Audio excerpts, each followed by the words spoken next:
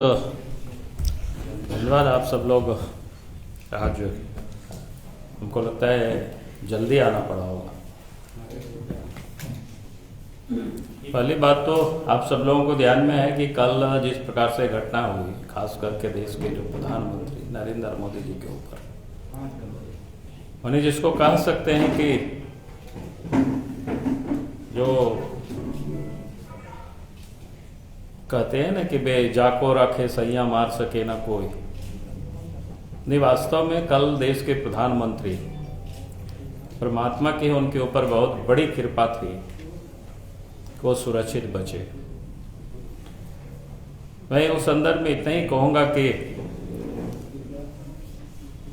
Punjab government ने कोई छोटा मोटा अपराध नहीं किया है, बहुत बड़ी अपराध है।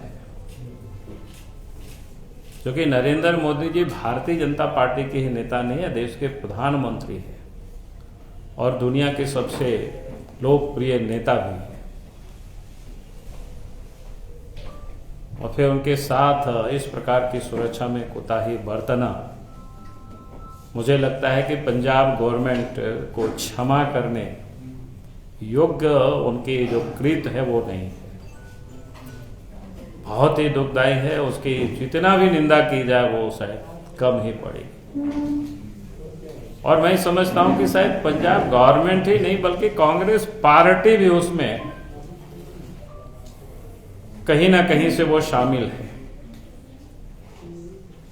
जिस प्रकार से उसके बाद जो बयान या बाकी सारे कुछ जो दिखाई पड़ा, तो उससे लगता है कि भाई ये देश कहाँ जा रहा है, किस मानसिकता की ओर हम धकेल रहे हैं। राजनीतिक विचार में विभेदताएं होती है, इसकी हम आलोचना करते हैं। पॉलिटिकल फील्ड में हम लड़ाई लड़ते हैं। और फिर कल जिन नेताओं को वो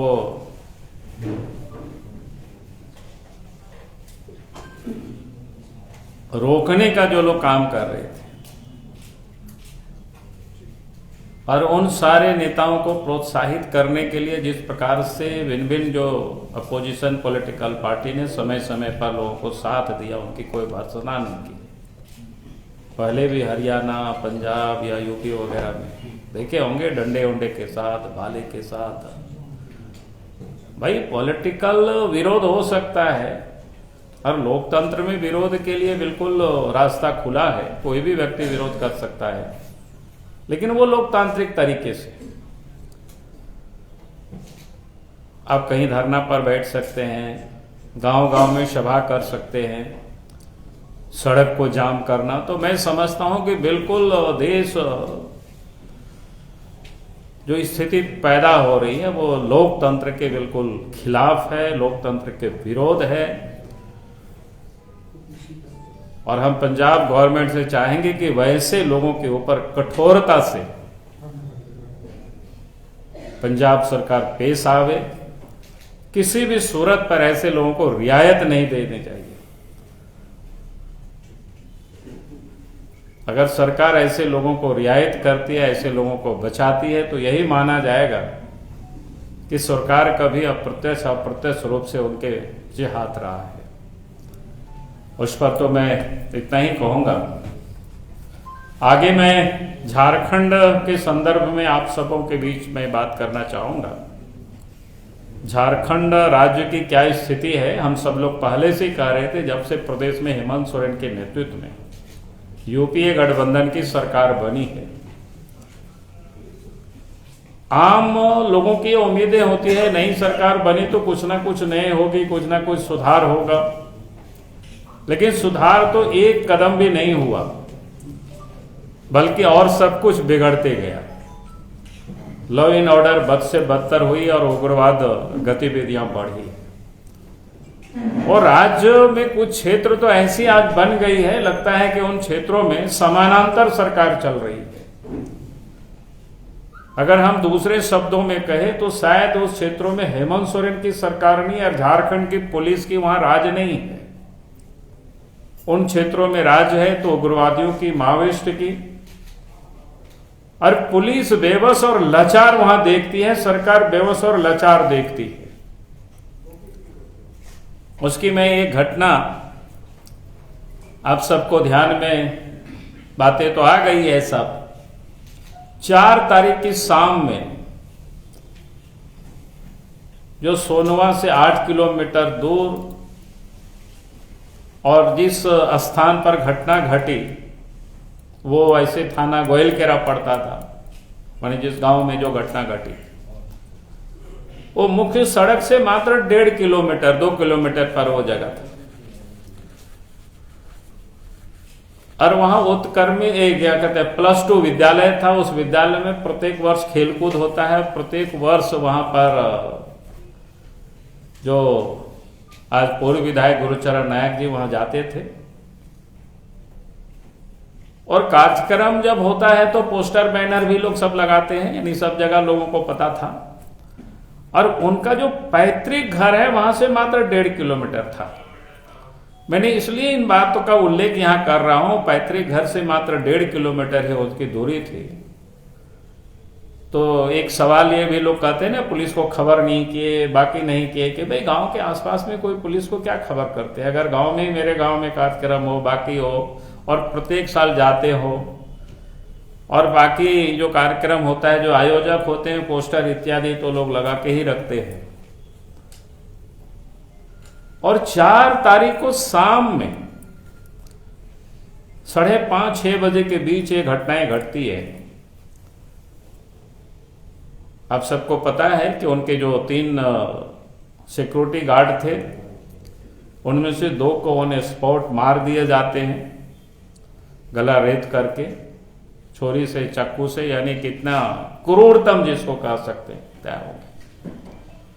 और एक को घायल करते हैं।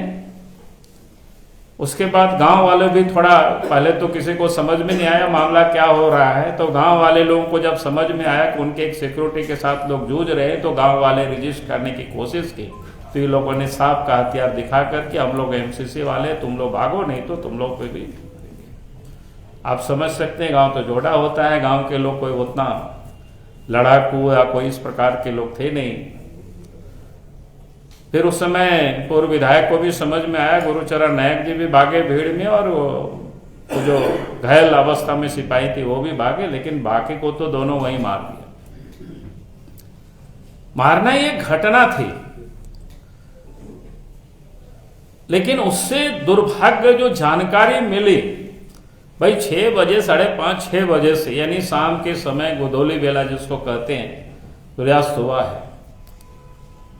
और चक्रधरपुर से, सोनवा से, गोयलकेरा से या चायबासा से कोई पुलिस उस लाश को उठाने तक नहीं गई। पूरी रात लाश वहीं पड़ी रही।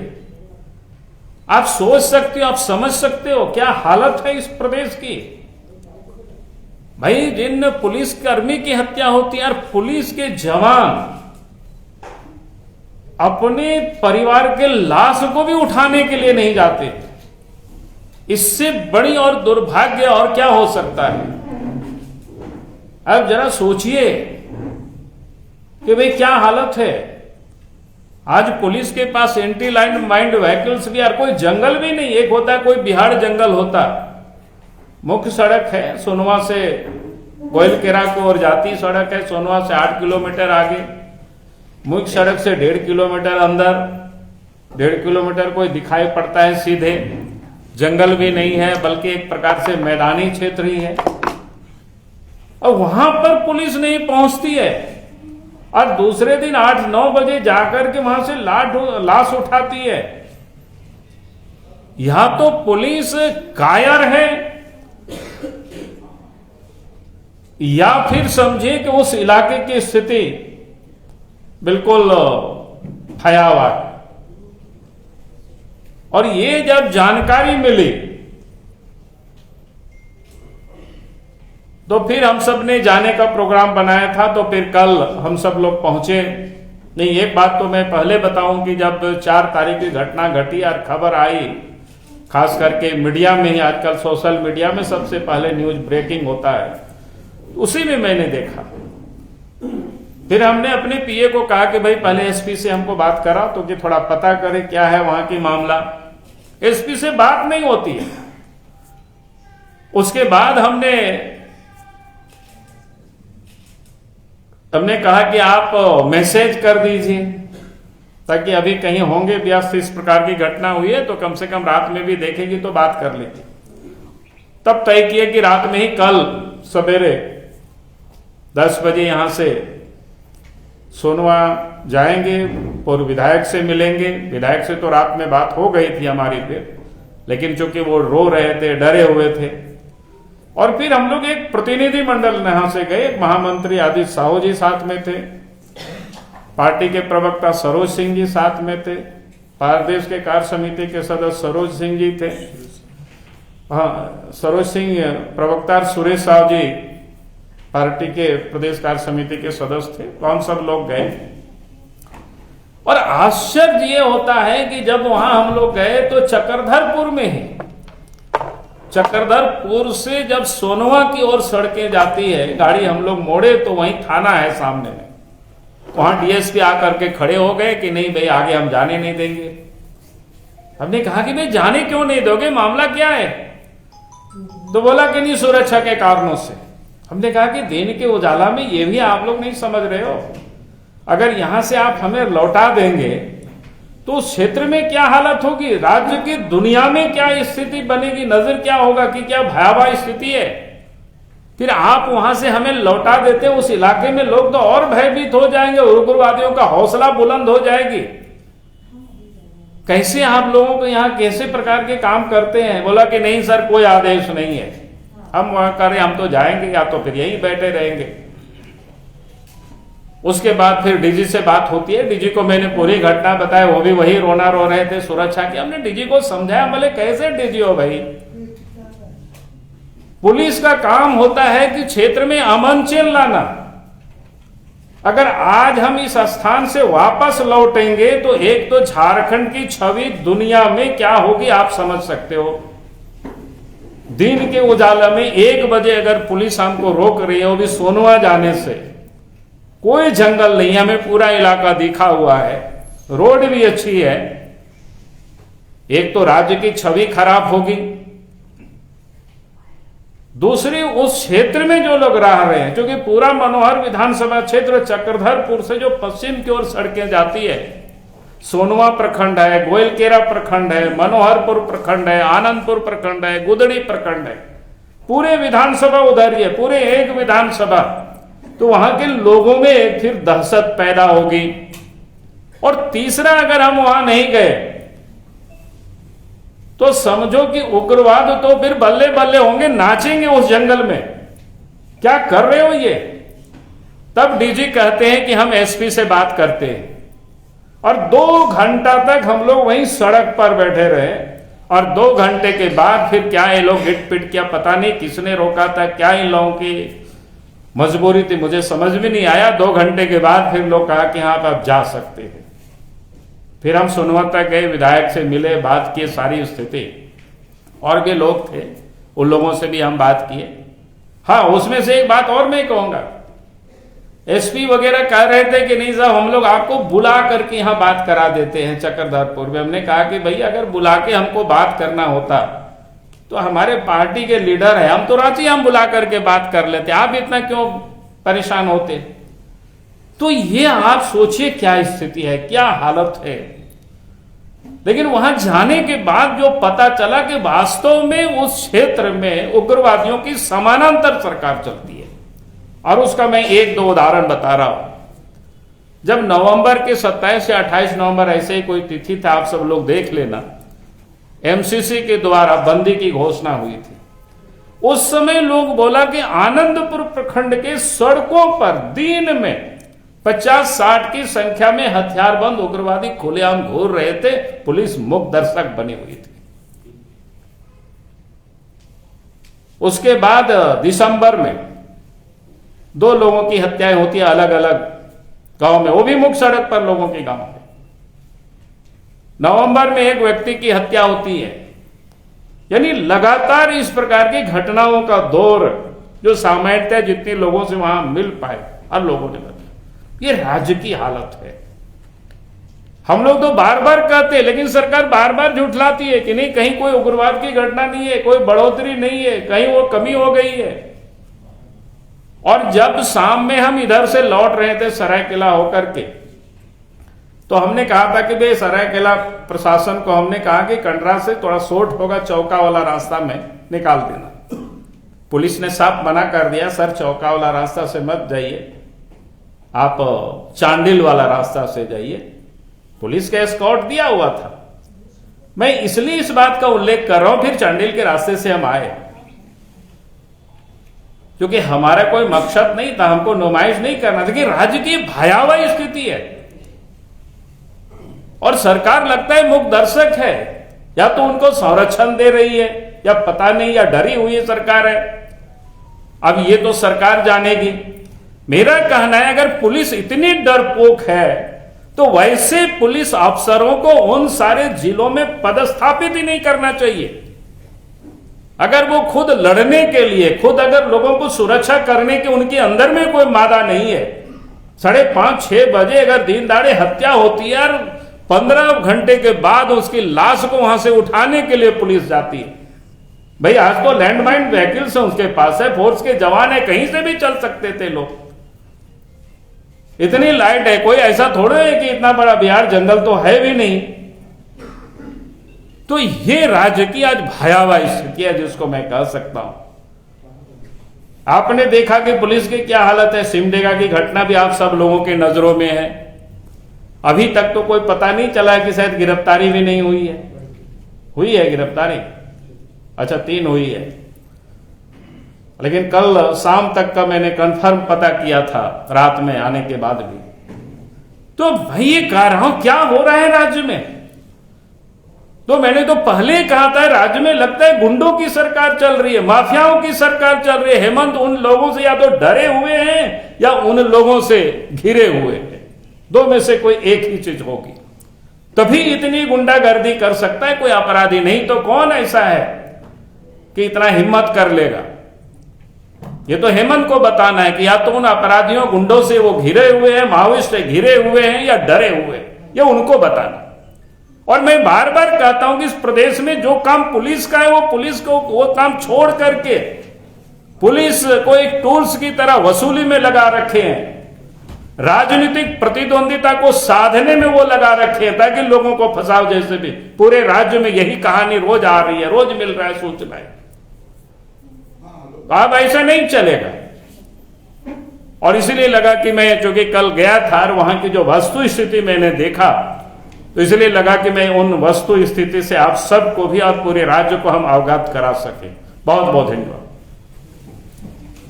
पुलिस बार बार ये बोल रही है कि गुरुचरण जी जो थे बिना सूचना के चले गए, उन्हें ऐसा नहीं करना चाहिए।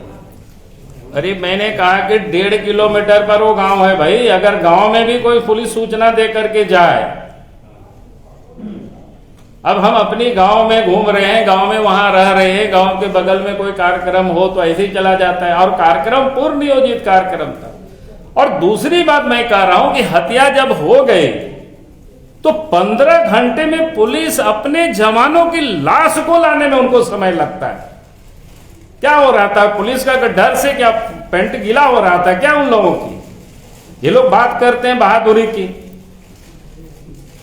बात आपने उठाई, गिरे हुए क्या कर रहे हो। पहले भी शिबू सोरेन के समय से ही नक्सलियों से उनका जो समाज चुनाव लड़ रहे थे, उस समय भी कई राजनीतिक दलों ने सवाल उठाया कि नक्सलियों से उनकी वहीं उनकी पार्टी से ऊटी से कोई नक्सली था वो चुनाव भी लड़ चुका है।